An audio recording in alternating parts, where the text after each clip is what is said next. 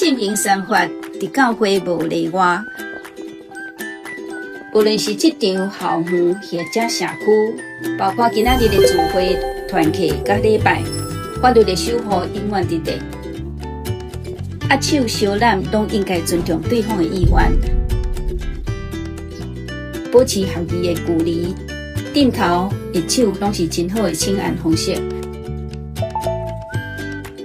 避免评论别人的身材、性特征，嘛拒绝任何性暗示或者性别偏见的言论甲笑话。谢谢你的服侍，今天辛苦了，很高兴一起聚会。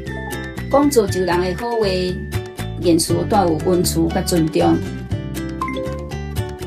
避免过头探听别人的私生活，无传予人困扰的信息。保持合宜的关怀界线。尊重个人的私人空间和时间，